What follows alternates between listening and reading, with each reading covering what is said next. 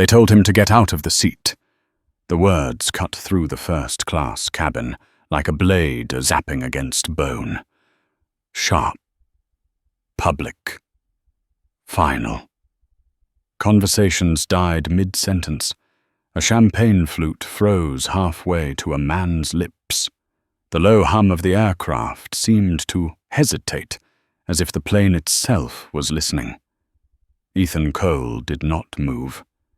He sat in seat 1A, shoulders relaxed, hands resting loosely on his thighs. The leather beneath him was warm, molded to his weight. Outside the wide window to his left, rain streaked down the glass at JFK, runway lights blurring into long red and yellow smears. Inside, the air smelled of citrus wipes, polished wood, and quiet money. "Sir," the voice came again, louder now. "You need to stand up." Ethan slowly opened his eyes. Standing over him was the lead flight attendant, Melissa Grant. Late 30s, perfect posture. Hair pulled into a tight blonde bun that didn't move when she did. Her uniform was immaculate, pressed sharp enough to feel like armor. She held her tablet against her chest like a shield. Her smile was thin, practiced, the kind that never reached the eyes. "This is first class," she said, enunciating each word as if speaking to a child. "You're in the wrong seat." A few rows back, someone cleared their throat. Another passenger shifted uncomfortably, the soft creak of leather echoing too loudly in the silence. Ethan looked up at her.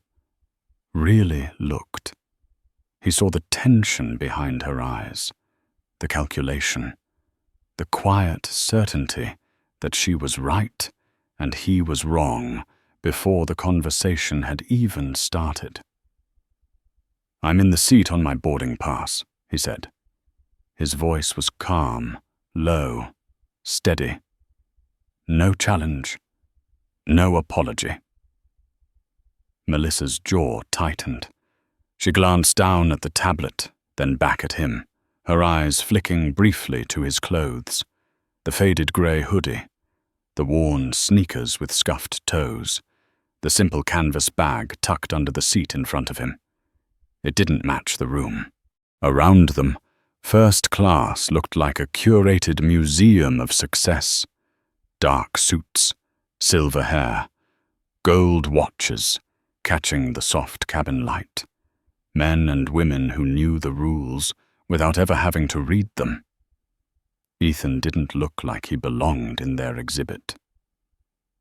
"I need to see your boarding pass," Melissa said. Her tone suggested she already knew the outcome. Ethan exhaled slowly and reached into his jacket pocket. He unfolded the paper, slightly creased, and handed it to her. She took it with 2 fingers, as if it might stain her. Her eyes scanned the page quickly, then stopped. Seat 1A. His name printed clearly. Priority code. Highest tier. For half a second, something flickered across her face. Confusion, then irritation. She looked at the pass, then at him, then back at the pass again, as if the words might rearrange themselves into something that made more sense. "This must be a system error," she said, handing it back. Her voice had shifted, colder now, defensive. "There's been a double booking." Ethan took the pass, folded it, and placed it back in his pocket. "That's not possible," he said. "The system locks the seat the moment it's purchased." Melissa's smile tightened further. "Technology fails, sir." A man across the aisle lowered his newspaper, watching with mild amusement. An older woman in pearls leaned toward her companion and whispered something behind her hand. Ethan felt their eyes on him, weighing him, measuring him, searching for the reason he didn't fit. Melissa leaned in closer, lowering her voice to what she probably thought was discretion. "We have a very important guest arriving shortly," she said. "He specifically requested this seat." Ethan met her gaze. "I requested it too," he said. "And I paid for it." Her eyes hardened. "Mr. Richard Halston is a Diamond Elite member of Apex Airlines," she replied. "He's also a valued partner. We need to accommodate him." The name landed heavy. A few heads turned. Recognition rippled quietly through the cabin. Ethan felt it then. The shift. This wasn't about logistics. This was about hierarchy, about who mattered more. "I'm not moving," he said. The words were simple, flat. They landed like a challenge. Melissa straightened, her spine stiffening. "Sir, you are causing a disruption," she said, her voice rising just enough for others to hear. "If you don't comply, I will have to involve the captain." Ethan nodded once. "That's your choice." She pressed the call button on her handset. Moments later, heavy footsteps approached. Captain Mark Reynolds emerged from the cockpit. Early 50s, broad shoulders, silver hair cut close. His presence filled the narrow aisle with authority honed over decades. "What's going on?" he asked. Melissa gestured toward Ethan. "This passenger is refusing to vacate a seat that was assigned in error." The captain looked down at Ethan. He took in the hoodie, the tired eyes, the stillness. A judgment formed quickly. Too quickly. "Sir," the captain said, his tone firm, "I'm going to ask you to gather your belongings and move to Economy Plus. We'll refund the difference." Ethan didn't move. "I didn't ask for a refund," he said. "I bought this seat. I'm staying." The captain's expression darkened. "You need to understand something," he said. "Federal aviation law gives me the authority to remove any passenger who interferes with crew operations." The threat hung in the air. Clear. Heavy. Behind them, phones were being subtly raised. Not openly. Not yet. But people were watching. Just then, voices rose near the front of the cabin. Laughter. The sharp click of expensive shoes on the aisle floor. Richard Halston arrived. Mid-50s. Expensive suit. Perfect hair. 2 assistants in tow, dragging matching designer luggage. He stopped short when he saw Ethan in the seat. "What's this?" he demanded. "Why is someone sitting in my seat?"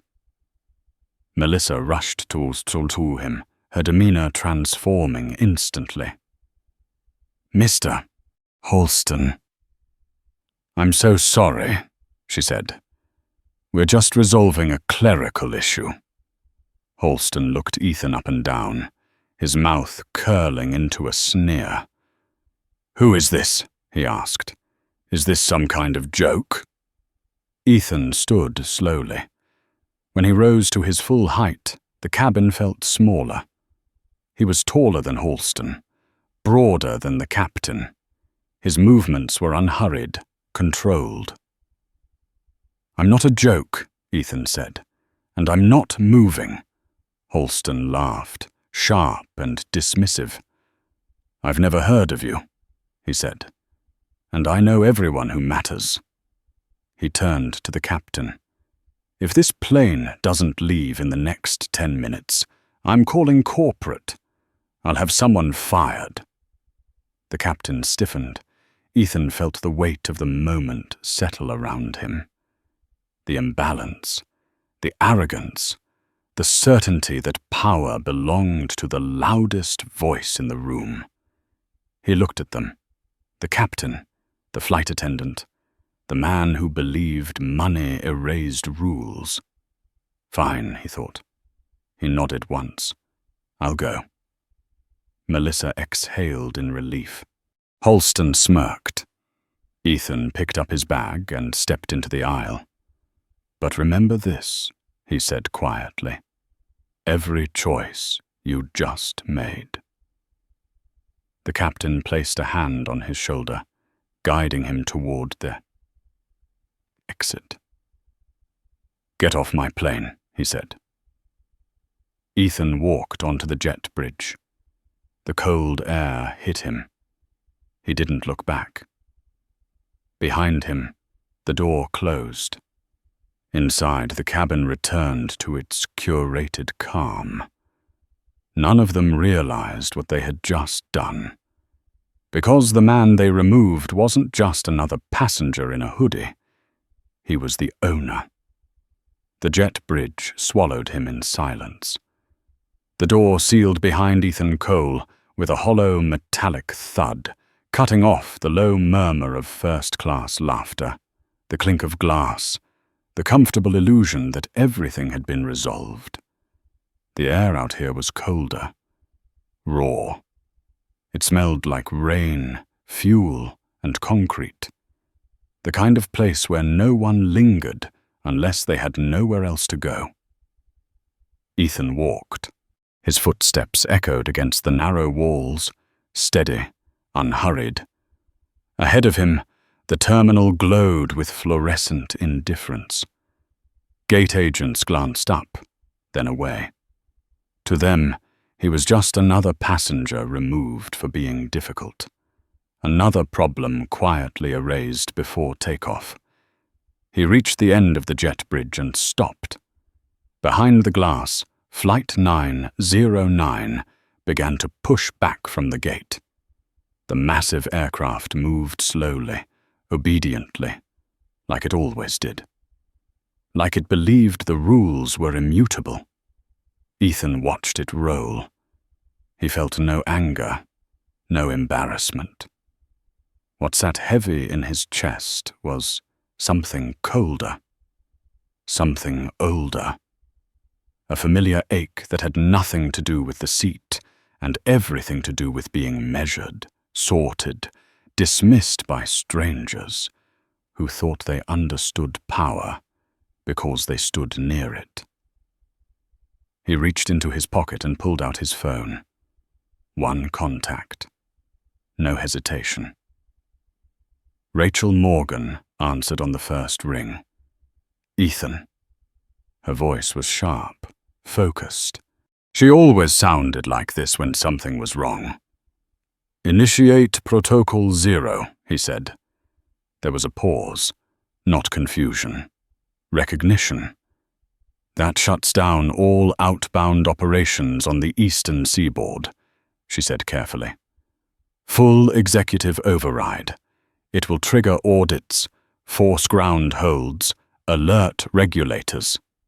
It will cost, I know, Ethan said. His eyes never left the aircraft. Do it. Another pause. Longer this time. Understood, Rachel said. Grounding Flight 909 now. Ethan ended the call. On the tarmac, the plane continued its slow crawl toward the runway. Inside, the mood had shifted to celebration. Relief, victory. Richard Holston had settled into seat 1A with a satisfied sigh, stretching his legs as if reclaiming stolen territory. He snapped his fingers once. Champagne. Melissa Grant was already there, bottle in hand, smiling too brightly. She poured carefully, attentively, as if service could erase what had just happened. Around them, passengers relaxed. Phones were put away. Stories resumed. The disturbance had been removed. In the cockpit, Captain Reynolds adjusted his headset, feeling the familiar pride of having asserted control. He believed he had done the right thing, the lawful thing, the necessary thing. Then the radio crackled. Ascend 909. Cancel takeoff clearance. The captain frowned. Tower. Confirm. Cancel takeoff clearance, the voice repeated. Return to gate immediately. Silence stretched in the cockpit. The CO pilot looked over, confused. Weather's clear, the radio crackled again. This is an executive grounding order. Code red. The words landed hard. Captain Reynolds felt his stomach drop. Code red wasn't for delays. It wasn't for minor issues. It was for catastrophic failure. Terror threats, systemic emergencies.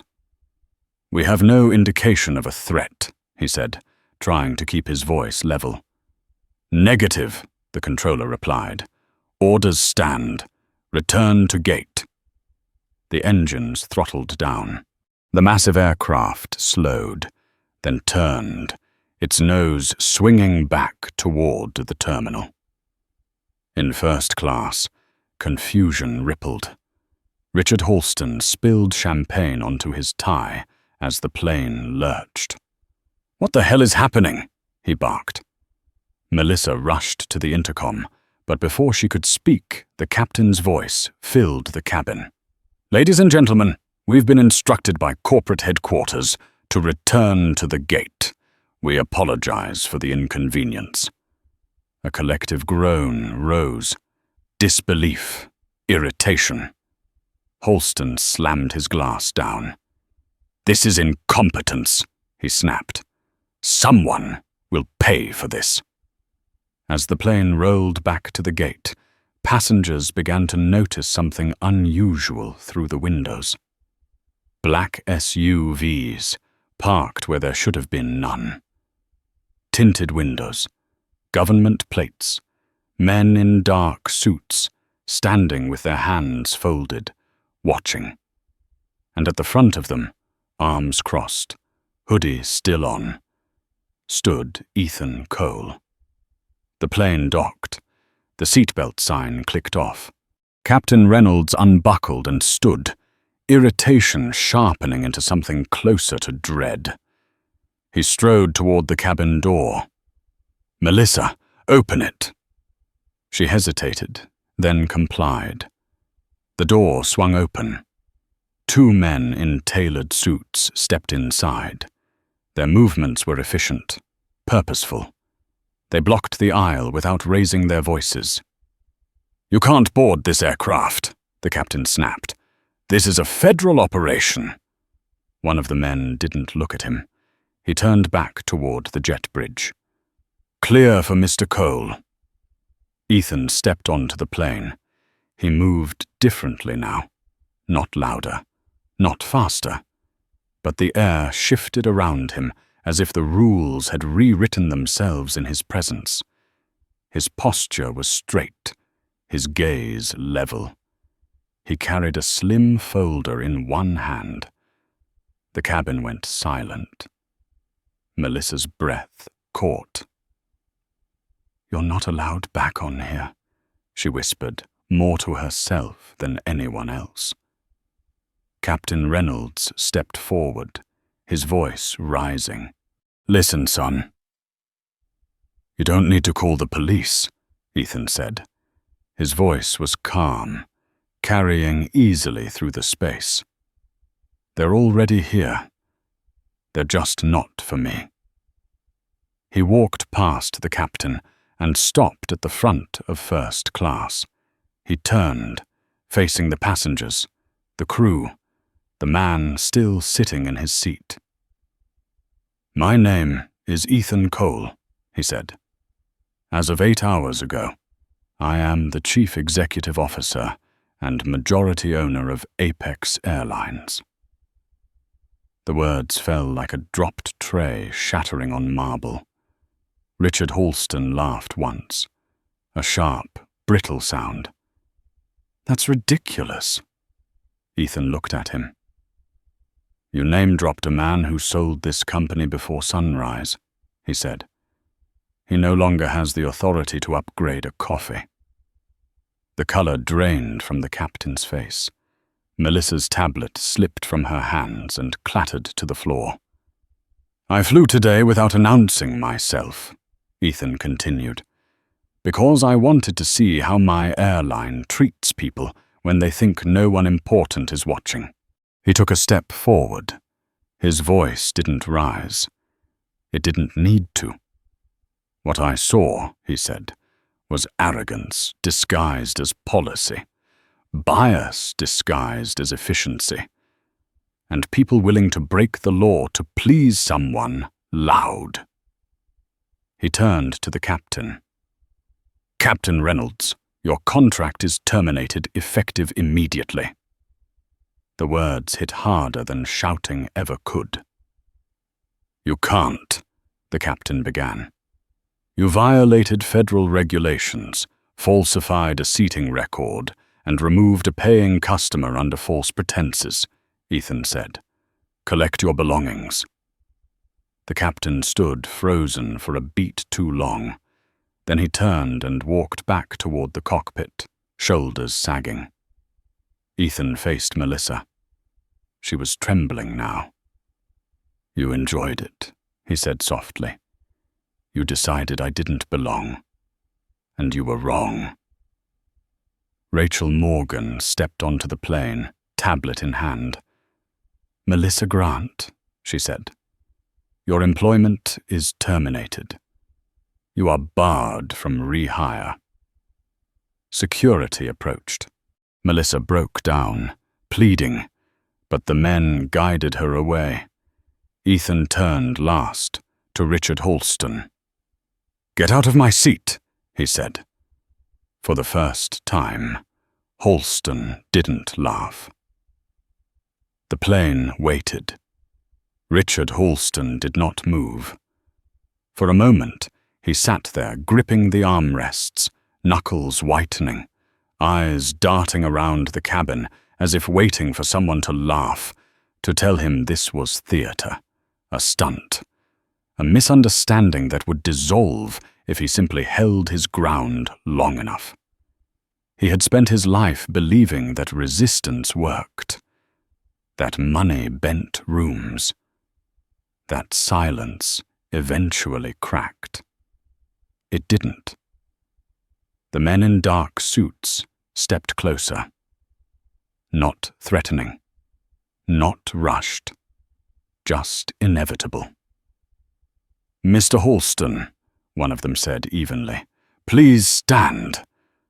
Halston looked up at Ethan, searching for a crack, a smirk, anger, something human he could exploit.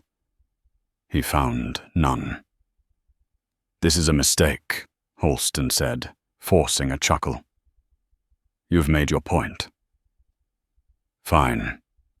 Let's get another crew and get moving. I have a meeting in London in the morning." Ethan leaned closer, close enough that only Halston could hear him.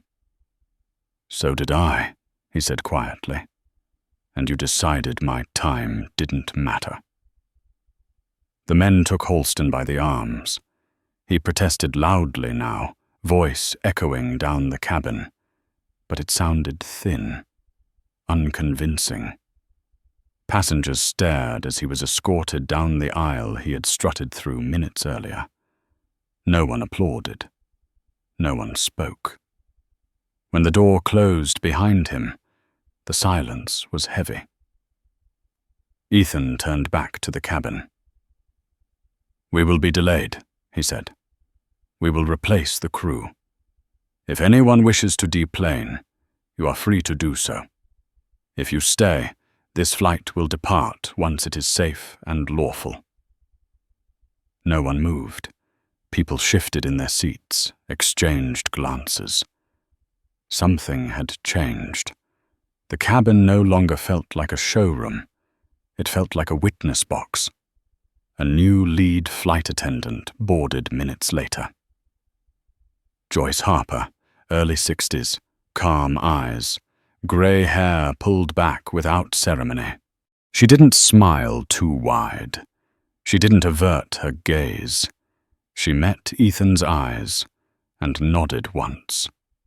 Seat 1. A is ready, she said. Ethan paused, then shook his head. Not today, he replied. I'll take an aisle seat. Joyce hesitated, then nodded again. Of course. As the new crew prepared for departure, the man across the aisle leaned forward. That was something, he said softly. Ethan glanced at him. Mid-40s, well-dressed, sharp eyes. Something necessary, Ethan replied. The man swirled the amber liquid in his glass. You embarrassed a very loud man, he said. He won't forgive that. I'm counting on it, Ethan said. The engines eventually roared to life. The plane lifted off, climbing through the rain and into the dark. Inside the cabin, no one slept easily. Conversations were hushed.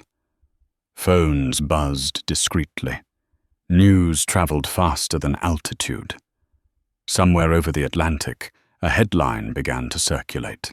By the time the plane reached cruising altitude, Richard Halston was already on camera. He sat beneath studio lights, eyes damp, voice carefully unsteady.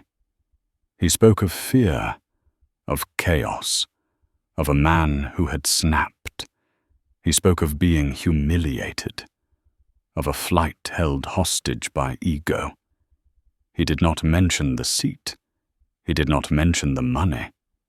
Markets reacted before facts could catch up. Apex Airlines stock slid. Analysts speculated. Commentators argued. The narrative was being written in real time, and it wasn't kind. Ethan watched none of it. He sat back, headphones in, eyes closed. He had seen this movie before. He knew how it ended. Hours later, as the plane descended toward London, his phone vibrated. Rachel Morgan's name lit the screen. They're escalating, she said without preamble. Halston is calling for an investigation. He's alleging misconduct, abuse of authority.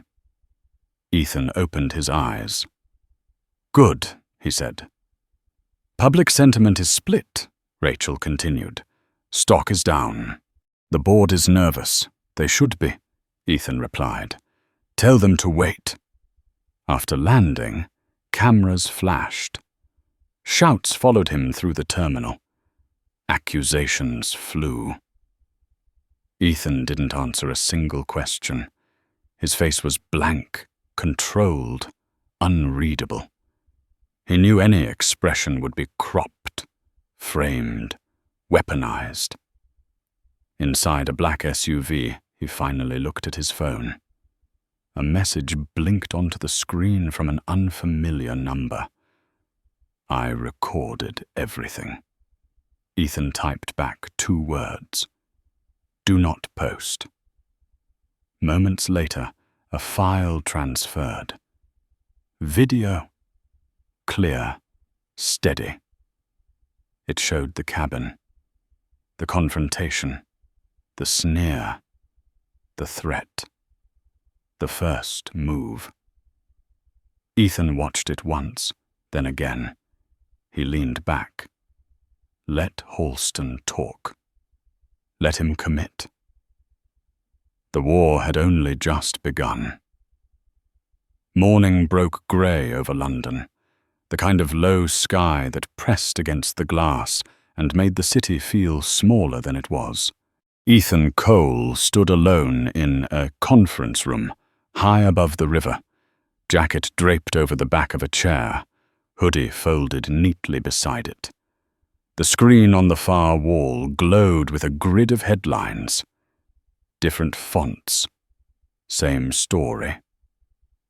Tech mogul meltdown at 30,000 feet.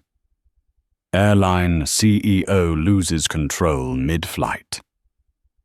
Passengers say they feared for their lives. The words were loud. The room was quiet. Ethan didn't flinch. He read the headlines the way a surgeon read scans, looking for fractures, for gaps, for where the story didn't quite align with reality. Behind him, the door opened softly. Rachel Morgan stepped in, tablet tucked under her arm, expression tight. She had slept maybe 2 hours. It showed in the crease between her brows, in the way her shoulders stayed tense, even when she stopped moving. "He's everywhere," she said. "Breakfast shows, cable, online. He's crying now." Ethan turned. "Is he convincing?" Rachel hesitated. "Convincing enough." She crossed the room and handed him the tablet. A clip played. Richard Halston sat beneath studio lights, hands clasped, voice trembling just enough to feel practiced. He spoke about fear, about instability, about being trapped in a metal tube with a man who believed money made him untouchable. "He says you threatened to ground the plane mid-air," Rachel said. "That you were shouting. That you smelled like alcohol." Ethan let out a slow breath through his nose. "He's committing," he said. Rachel nodded.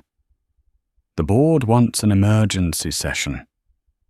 They're scared. Stock is down double digits pre-market. They're talking about optics, about containment." Ethan walked to the window. The Thames moved slowly below, indifferent to reputations and narratives. "Tell them I'll be there," he said, "and tell legal to hold." Rachel looked at him. "You're not denying anything publicly?" "Not yet." "They're calling for your resignation," she said. "Pending investigation." Ethan smiled faintly. "Not amusement. Recognition." "Good," he said. "That means he thinks it's working." The boardroom filled an hour later. 12 people. Dark suits, tight smiles, old power and newer money sitting side by side, all of it bound together by fear of headlines. When Ethan entered, the room fell silent. Lord Whitmore, chair of the board, didn't stand. He folded his hands on the table. "You've created a crisis," he said flatly. Ethan pulled out the chair at the head of the table but didn't sit. He looked around. He saw it in their eyes. Not outrage, calculation. They weren't asking if the story was true. They were asking how much it would cost. "A crisis exposes what already exists," Ethan said. "It doesn't invent it." Whitmore scoffed. "The public sees a billionaire abusing power," he said. "They see a philanthropist humiliated. This is not a good look."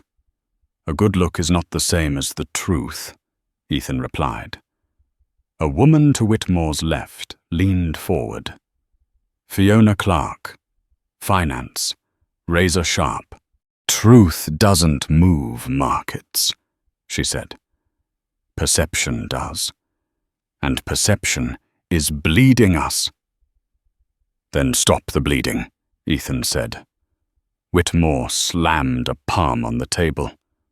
"We need to apologize," he snapped. "We need to reinstate the crew. We need to issue a statement expressing regret and distancing the company from your actions." Ethan finally sat. "If I apologize," he said calmly, "I admit guilt. I will not apologize for refusing to be removed from a seat I paid for." "You humiliated a national figure," Fiona shot back. "He's beloved." "He bribed a pilot," Ethan said. The room stilled. Whitmore's eyes narrowed. "That is an allegation." Ethan leaned back. "Then investigate it," he said. "But do not ask me to pretend I was wrong to make you comfortable." Silence stretched. Then Fiona spoke again. "The bylaws allow us to suspend you pending evaluation," she said. "We can vote right now." Ethan nodded. "You could," he said. "And you would lose control of the narrative entirely." Whitmore sneered. "What narrative?" Ethan stood and walked to the window again. "The one where Richard Halston thinks he's won," he said. "The one where he gets sloppy." He turned back. "Issue a statement," he said. "Say I'm stepping back from day-to-day operations to cooperate with a review. Say the company is committed to transparency." Rachel inhaled sharply from the corner. "Ethan." "It's bait," Ethan said. "And he will take it." The board exchanged looks. Fear battled greed. Finally, Whitmore nodded once. "We'll issue the statement," he said. "But if this backfires—" "It won't," Ethan said. The press release went out that afternoon. Within minutes, the internet lit up. Commentary hardened. Halston tweeted triumphantly. "Justice," he wrote. "Truth always wins." Ethan read it in a server room beneath the building, surrounded by humming machines and blinking lights. Leo sat at a workstation nearby, fingers flying over keys, eyes locked on cascading lines of code. "He's glowing," Leo said without looking up. "He thinks you folded." Ethan set his phone down. "Is the package ready?" Leo swiveled his chair. "Better than ready," he said. "I synced the cabin video with the black box audio, time-stamped, clean, and I pulled transaction records from Apex, New York." He tapped the screen. A timeline filled the display. Money moved. Names aligned. Time matched motive. "There," Leo said, pointing. "Wire transfer from Halston's Shell account to the captain's personal account. Labeled consulting. 2 minutes before he boards." Ethan leaned in. His jaw tightened. "That's not preference," he said. "That's purchase." "And this," Leo added, pulling up audio. Melissa's voice. "Before you say a word." The room filled with sound. Disdain. Certainty. A decision made long before facts mattered. Ethan closed his eyes briefly. "When do we move?" Leo asked. Ethan checked the clock. "When he finishes lying," he said. On television, Richard Halston adjusted his tie and smiled for the camera. He announced a lawsuit. He announced a consortium. He announced his intention to save the airline from tyranny. In the control room of Global News 1, producers scrambled as an override signal crept into their system. Red lights blinked. Warnings flared. Ethan zipped up a garment bag and pulled out a suit. Navy. Tailored. Clean lines. He changed slowly, deliberately.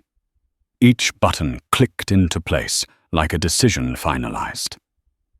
"Let's go," he said. The studio lights were blinding.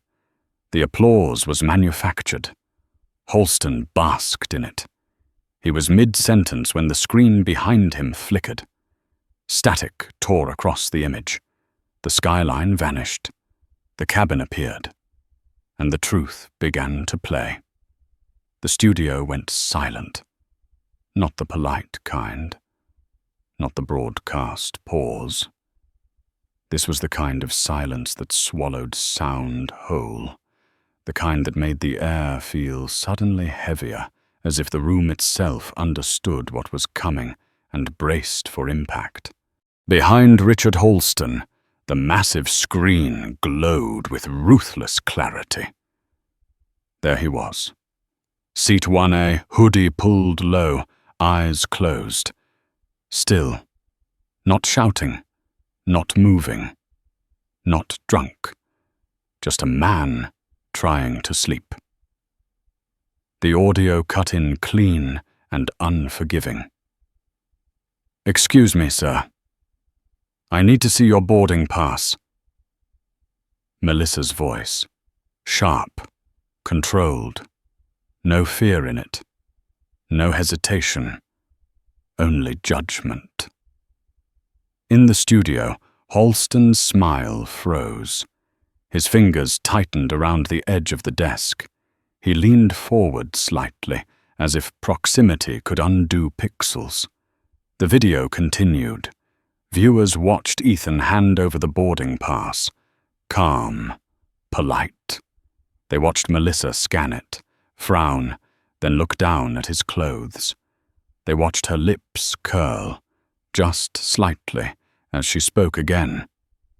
"We have a very important guest arriving. We need to accommodate him."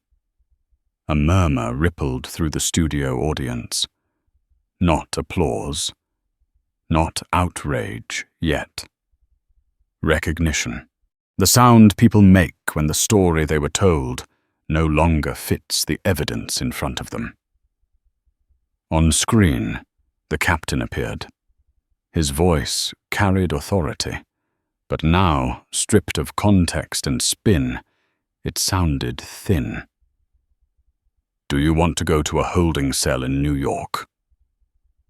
In the studio, Captain Reynolds shot to his feet. "That's edited," he barked, sweat breaking across his forehead.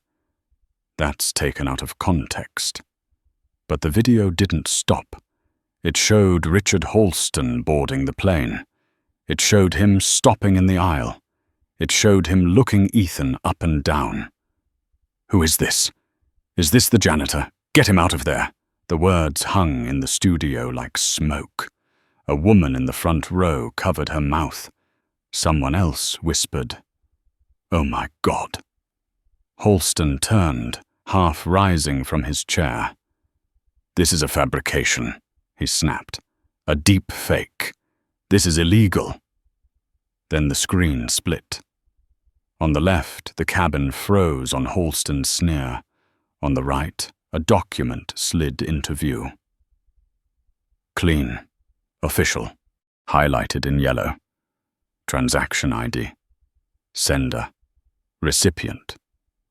$10,000. Memo. Priority seating consulting.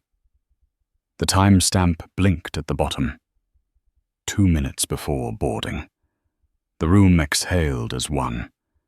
Melissa's face drained of color. She took a step back from the table, hands trembling. "No," she whispered, forgetting the microphone. "That wasn't supposed to be." Captain Reynolds grabbed at his tie, fingers clumsy. "I can explain," he stammered. "That was a loan, a personal matter."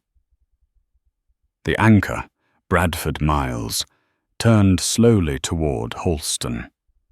The warmth in his expression evaporated, replaced by something sharper, older. The look of a journalist who realized he was no longer moderating a story, but witnessing a collapse. "Mr. Holston," Bradford said, his voice even, "did you pay a pilot to remove a passenger from a flight you were boarding?" Holston slammed his fist on the desk. "This is a setup," he shouted. "I will sue this network into the ground." "You won't," a voice said calmly. It didn't come from the screen. It came from the studio floor. The heavy doors at the back of the room opened, and Ethan Cole walked into the light. He wasn't wearing the hoodie now. He wore a navy suit that fit him like it had been waiting for this moment. He walked past frozen crew members, past cameras that swung instinctively to follow him, and stopped 3 feet from Richard Holston. The distance felt deliberate, intimate, unavoidable. "You said I was drunk," Ethan said quietly. The boom mic dipped lower. "I've been sober for 5 years. Holston's mouth opened. No sound came out. "You said I was violent," Ethan continued.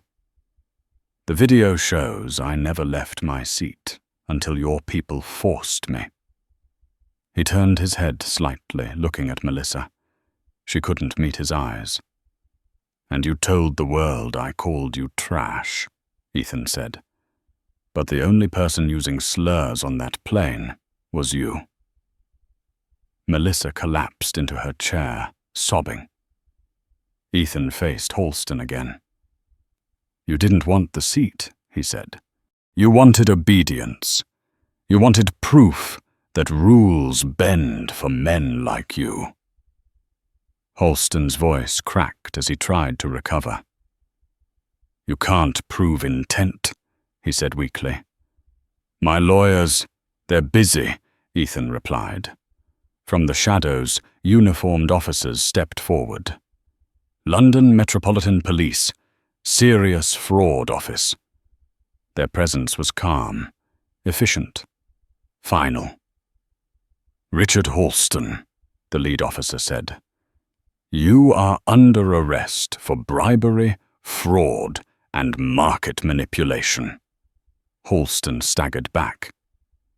"Do you know who I am?" he screamed. "I own half this city." The handcuffs clicked shut.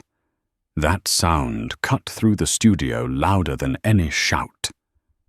As Holston was led away, still protesting, still threatening, Ethan turned toward the camera.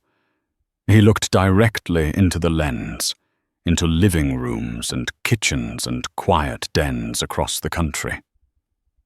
"Power doesn't come from money," he said. "It comes from accountability." He picked up the glass of water Holston had been drinking from and took a single sip. "Ascend." "Airways is under new management," Ethan continued. "We don't sell dignity. And we don't reward bullies." The broadcast cut to black.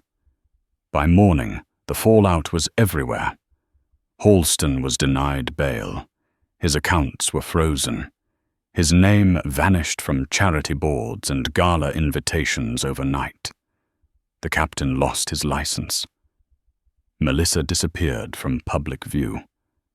Apex Airlines stock rebounded, then surged. Weeks later, Ethan boarded another flight. Same route, same airline, same grey hoodie. The new flight attendant smiled warmly. "Welcome aboard, Mr. Cole. Seat 1A is ready." Ethan looked down the aisle, then shook his head. "I'll take row 34 today," he said. "I hear the conversations are better back there." He sat down, closed his eyes. The plane took off on time. The applause didn't come from the cabin. It came later, quietly, in places no camera ever reached. Row 34 smelled faintly of coffee and recycled air. The seats were narrower. The armrests bore scratches from thousands of restless hands. Ethan Cole fit into the middle seat without complaint, his shoulders brushing strangers on both sides. A woman to his left clutched a paperback with trembling fingers.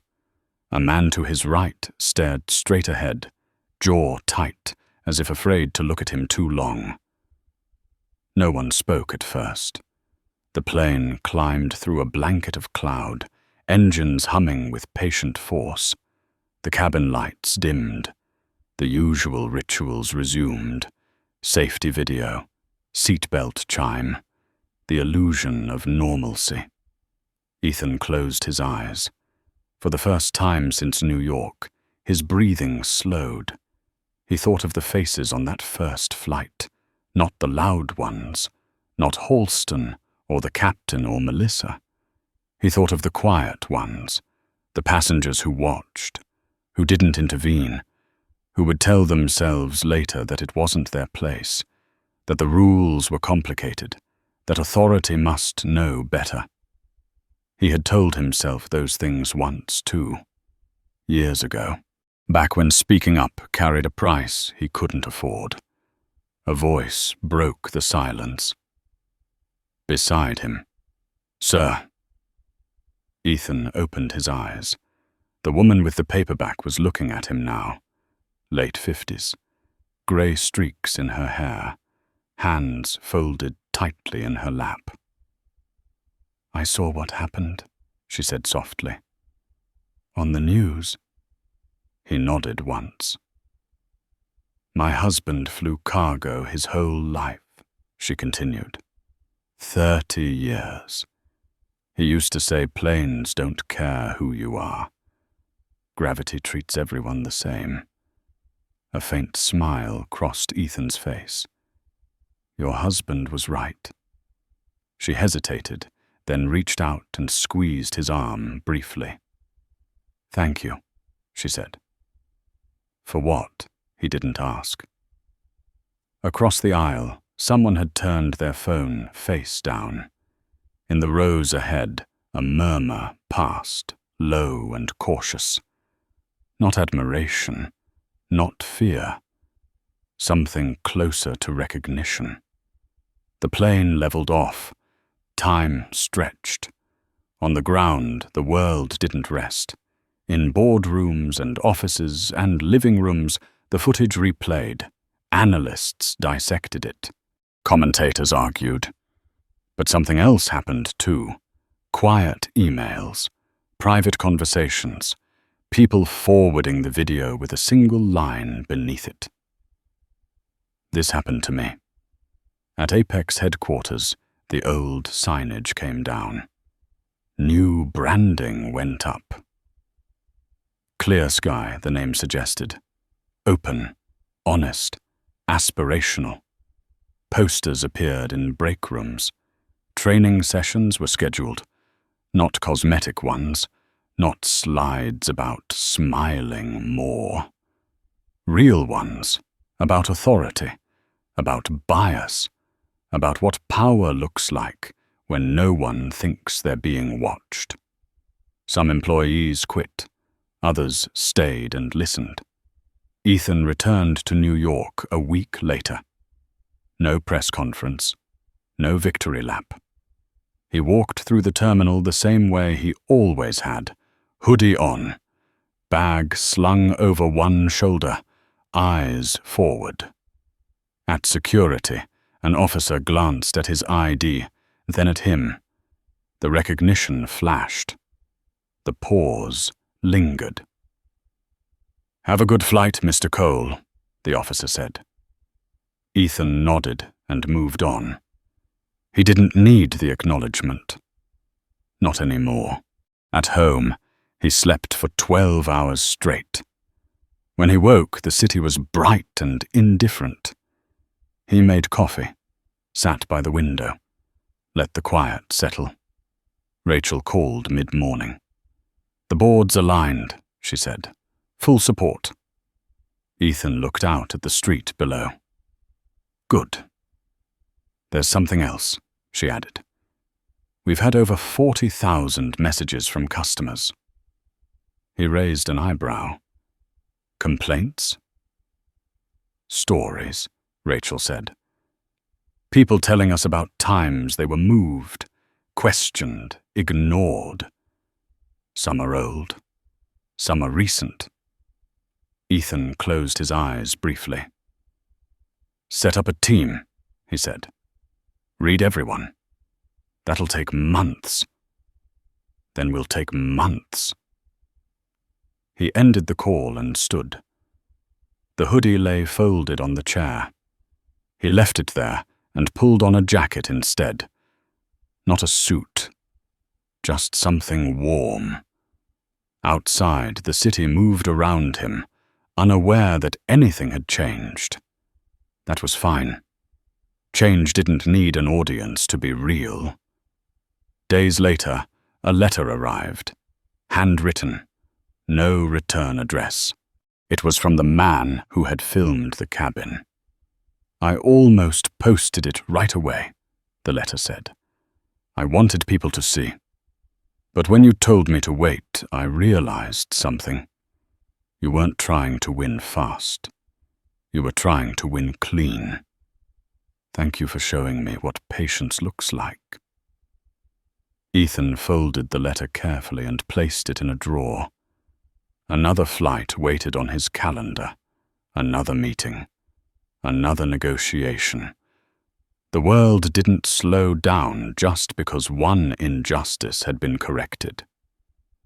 At JFK, months later, he stood at the gate watching passengers line up. A young man in a thrift store jacket clutched a first-class boarding pass like it might vanish if he loosened his grip. A woman in heels argued with a gate agent over overhead space. A family wrangled carry-ons and apologies. Melissa Grant would have noticed the jacket first. The gate agent now noticed the pass. Right this way, she said warmly, waving the young man through.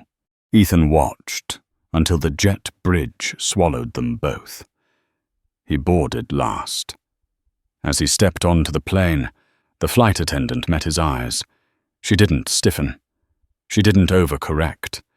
She simply smiled, the kind that came from habit, not calculation. Welcome aboard, she said. Ethan nodded and walked down the aisle. Seat 1A was empty. He paused, then kept going. Row 34, middle seat. The woman beside him offered a polite nod. The man on the aisle shifted to give him space. Ethan buckled in. As the plane pushed back, he rested his head against the seat and closed his eyes. The engines roared. The ground fell away. For the first time in a long while, he slept before takeoff was complete. Above the clouds, the plane flew level. Below them, the world kept testing who belonged where. And now, at least on this airline, the answer had finally begun to change. The subpoenas arrived quietly, not with sirens or cameras, but as envelopes slid across polished desks and into mail rooms, staffed by people who had learned to keep their faces neutral. The Serious Fraud Office moved first, then regulators across the Atlantic. Accounts were frozen, emails were preserved. Calendars were pulled apart minute by minute. At Clear Skies, New York headquarters, a temporary war room took shape. Long tables, power strips, coffee going cold, screens filled with timelines and flowcharts that mapped behavior instead of profit. Ethan Cole stood at the edge of it, hands in his pockets, listening.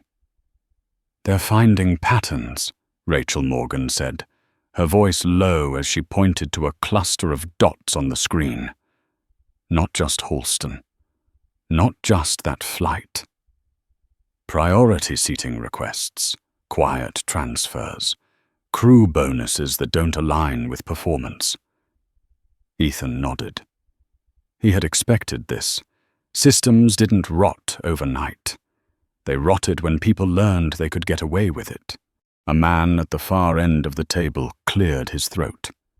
Mid-40s. Operations. Nervous energy in the way he clasped his hands. Some of us tried to raise concerns, he said. Years ago. They were buried, labeled as misunderstandings. Ethan turned to him. Who buried them? The man swallowed. People who are still here. Silence settled. Not accusatory. Heavy with the weight of names unspoken. Then we keep digging, Ethan said. All the way. Across the ocean, Richard Holston's world collapsed in public. His lawyers spoke in careful phrases. His former allies declined comment. Sponsors quietly pulled support. The man who had once filled rooms with his voice now appeared only in grainy footage being escorted between buildings, head down, jaw clenched. The trial date was set. Melissa Grant did not testify at first. She sat in a rented apartment far from airports, curtains drawn. Phone buzzing with messages she did not answer. When the subpoena finally came, she stared at it for a long time. She told herself she had been following policy. She told herself she had done what everyone expected. The words sounded thinner each time she repeated them. Captain Reynolds took the stand before she did. He spoke about pressure, about expectations, about loyalty. He avoided the word bribe. The prosecutor did not. When the transfer records appeared on the screen, large and undeniable, Reynolds's shoulders slumped. He looked older in that moment. Smaller. I thought it was normal, he said quietly. I thought that's how things worked. The courtroom murmured. Normal was a dangerous word. Ethan did not attend the early hearings. He read transcripts late at night, alone, the city humming beyond the glass. He circled phrases in the margins. This is how things worked. I didn't think it mattered. Everyone does it. He had heard those lines before, in boardrooms, in interviews, in places where responsibility went to die. When he was called to testify, he went. The courtroom felt tighter than a cabin at cruising altitude. The air was dry, the lights unforgiving. Ethan took the stand, placed his hand on the book, and spoke the truth slowly. He described the seat, the voice, the threat. He described how it felt to be evaluated in seconds by people who believed authority lived in uniforms and bank balances. He did not raise his voice. He did not editorialize. He let the facts breathe. On cross-examination, a defense attorney leaned forward, smile thin. You're a powerful man, Mr. Cole, he said.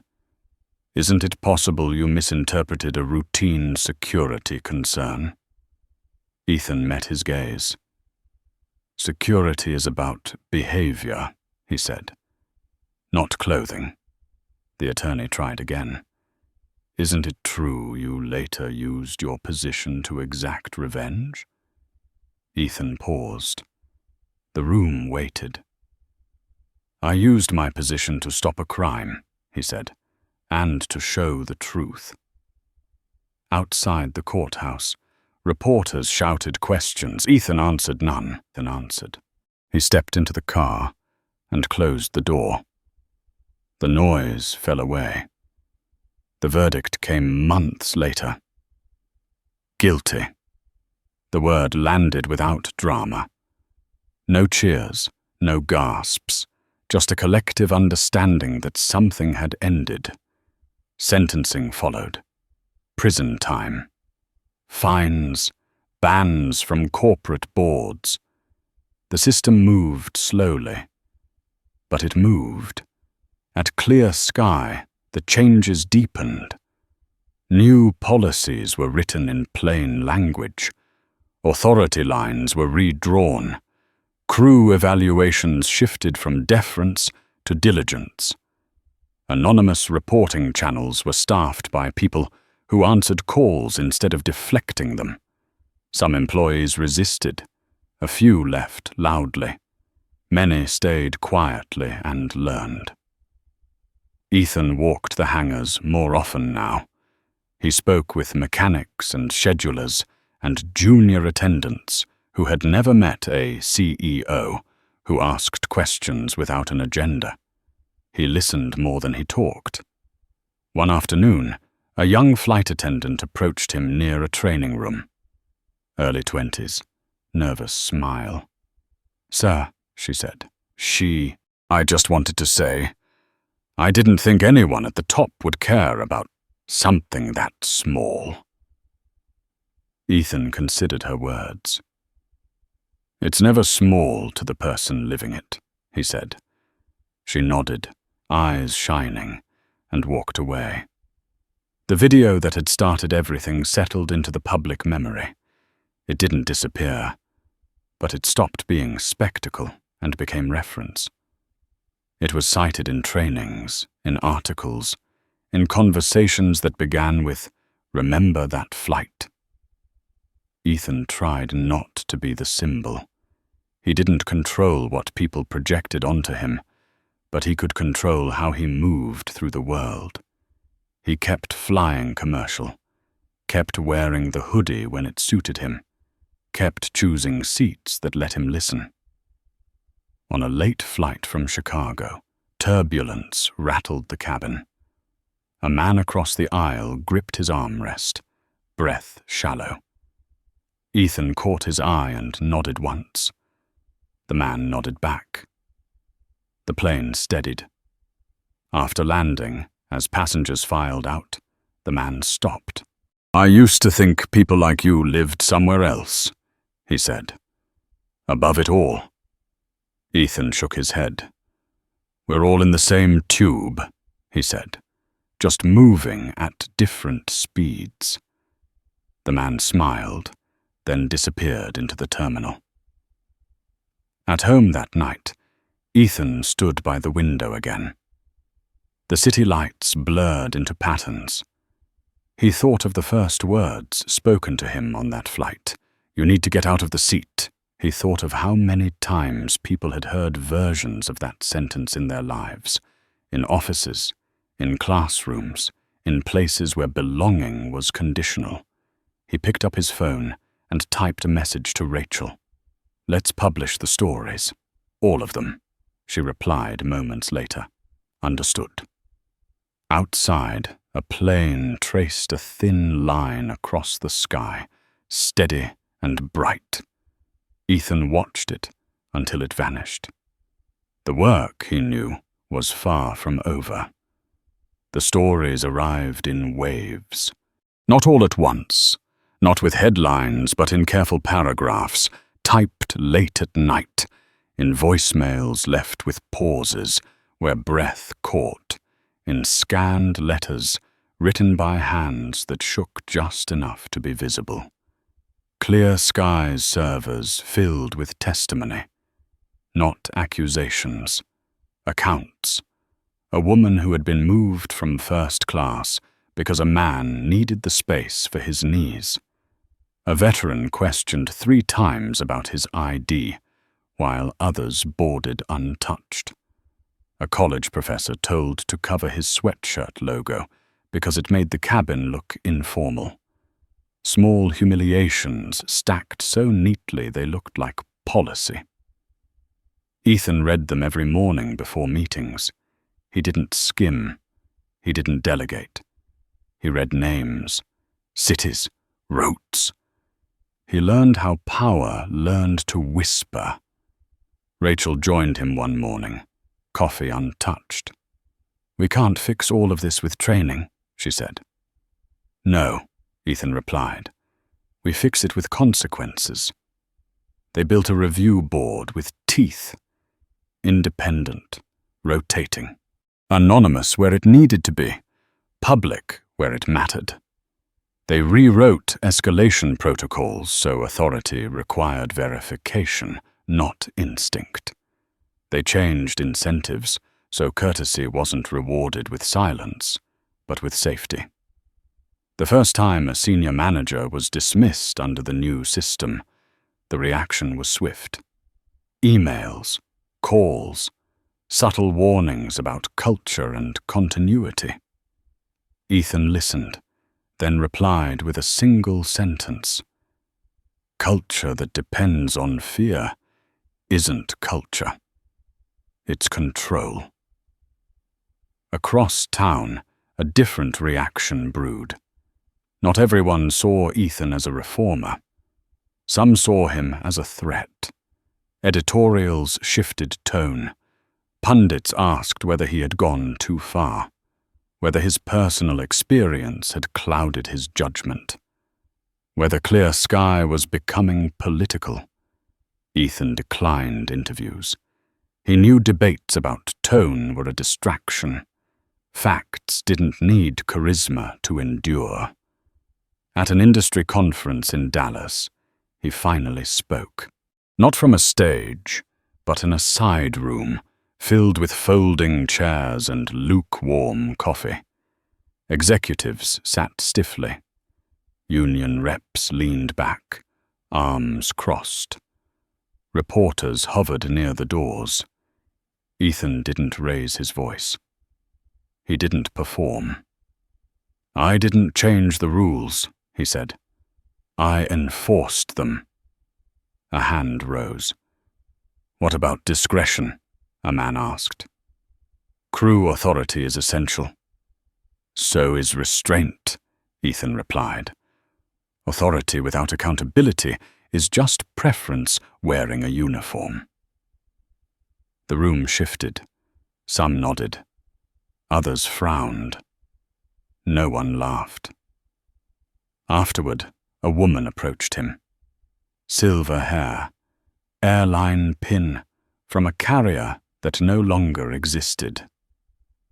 I was a purser for 35 years, she said. I've seen good people taught bad habits. Thank you for unteaching them. Ethan nodded, absorbing the weight of it. On a flight weeks later, turbulence struck hard over the Midwest. The cabin jolted, gasps rippled. A child cried somewhere behind him. The flight attendant's voice came over the intercom, steady but strained. Ethan watched the crew work. No shouting, no posturing. Clear instructions. Reassurance given without condescension. When the plane leveled, applause broke out, not for the pilots, for the calm. The attendant passed his row and caught his eye. She smiled, small and genuine. Ethan returned it. The trial concluded in late autumn. Sentences handed down. Appeals announced. The cycle moved on. But the ripples didn't fade. Clear Sky's customer satisfaction rose, not dramatically but steadily. Complaints didn't vanish. They became specific, addressable. Trust grew in increments.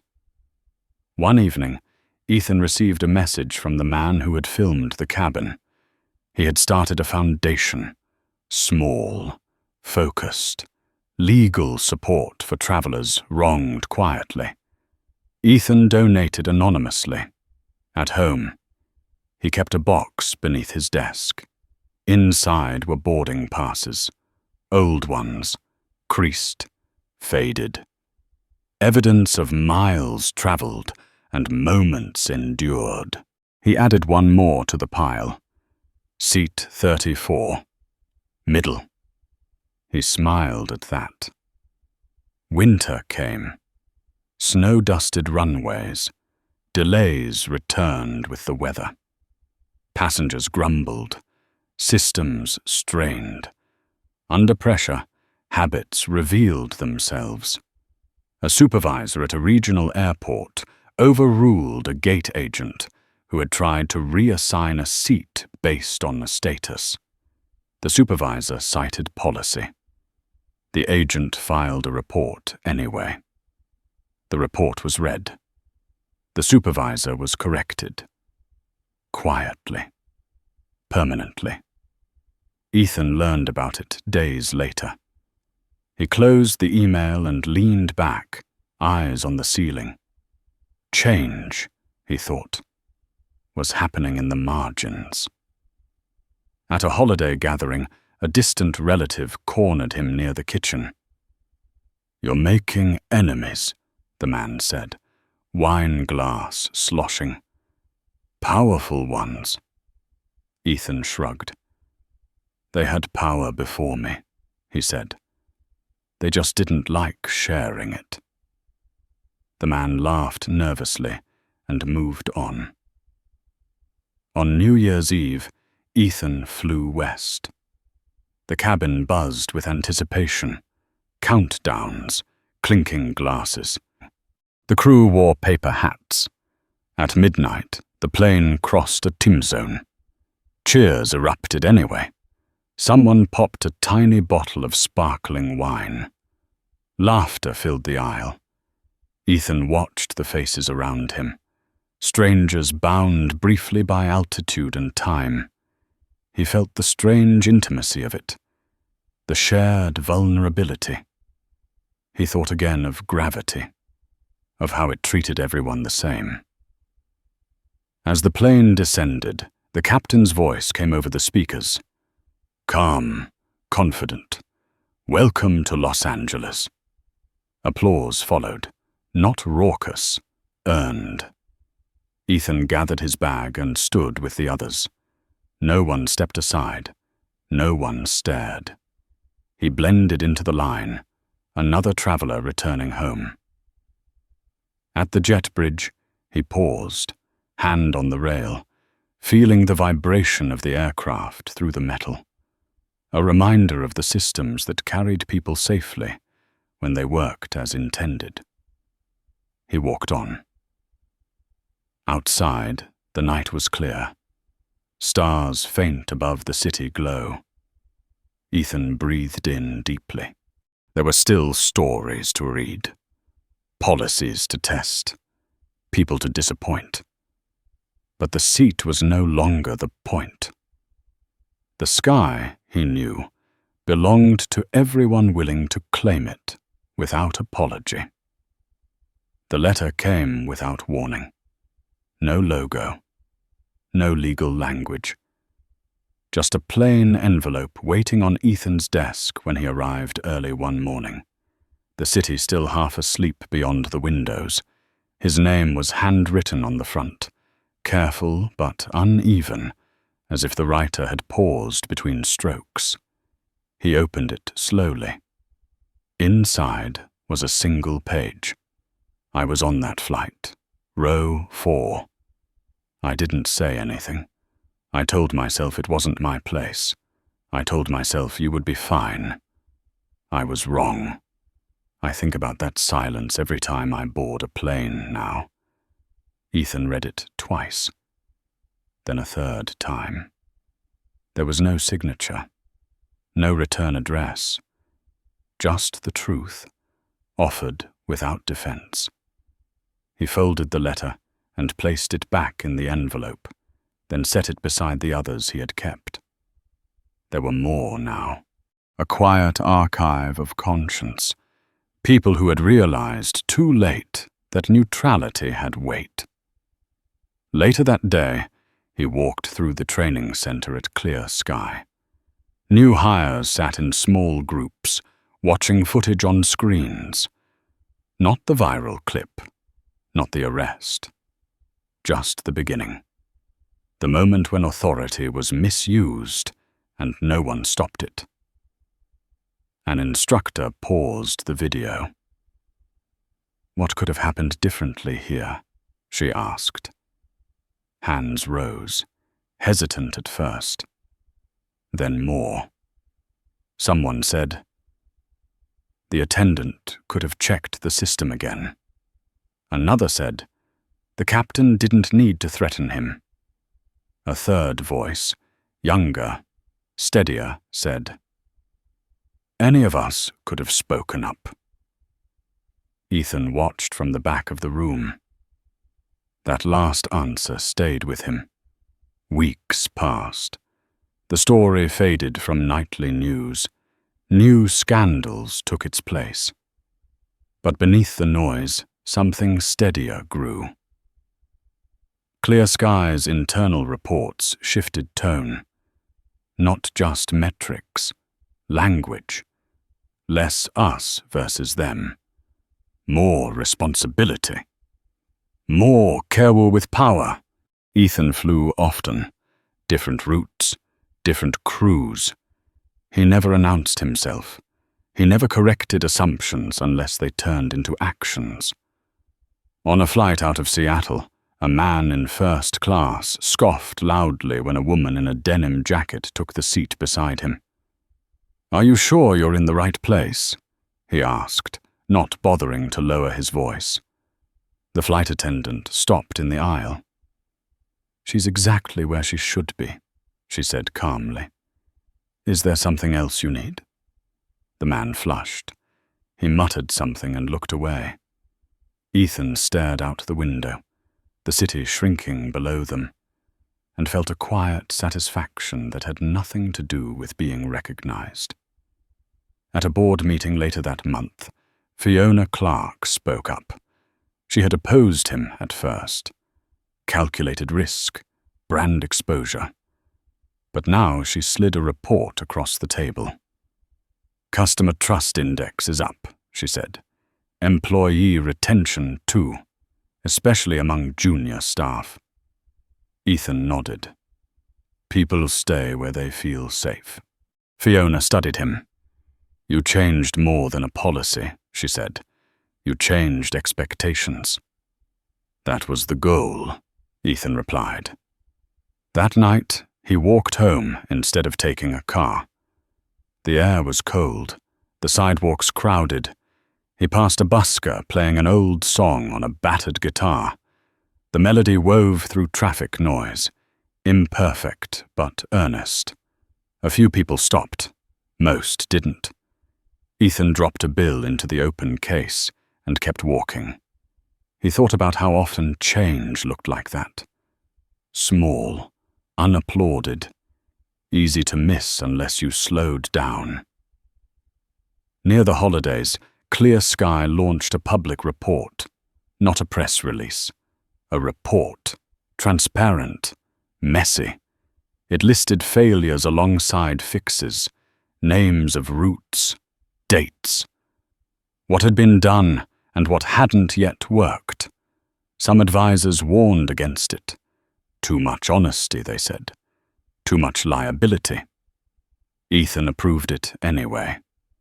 The response surprised them. Passengers wrote in, not with outrage, but with trust. "Thank you for saying it out loud. Thank you for not pretending it never happened. Thank you for treating us like adults."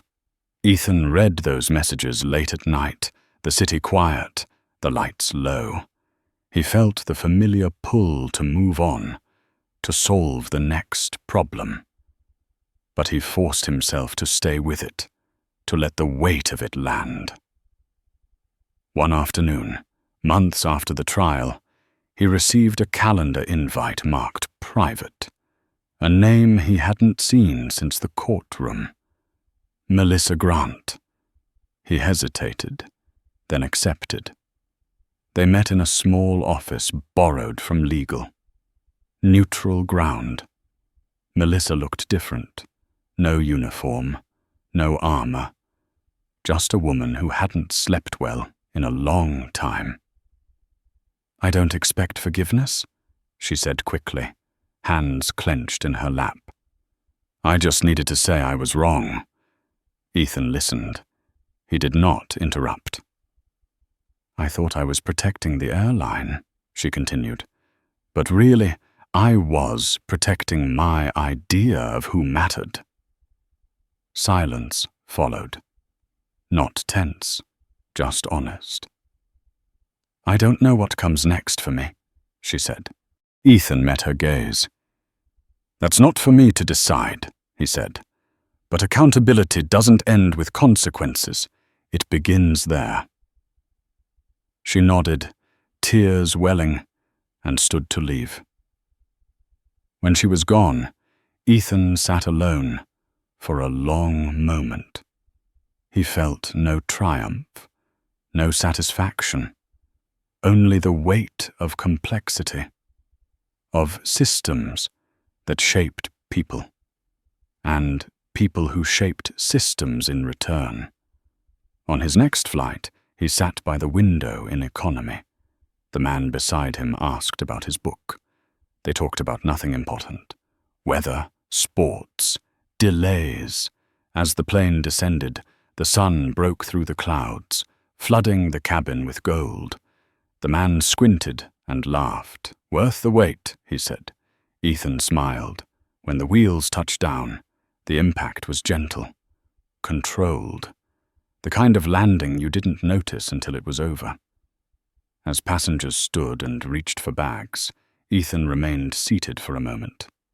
He watched the aisle fill, the impatience, the courtesy, the small negotiations of shared space.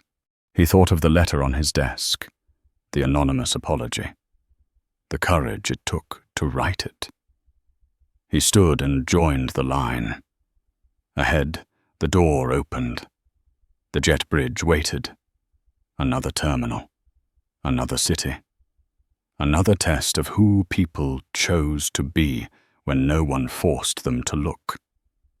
Ethan stepped forward, carrying his bag, blending into the movement. The story, he knew, was no longer about him. It was about what happened next.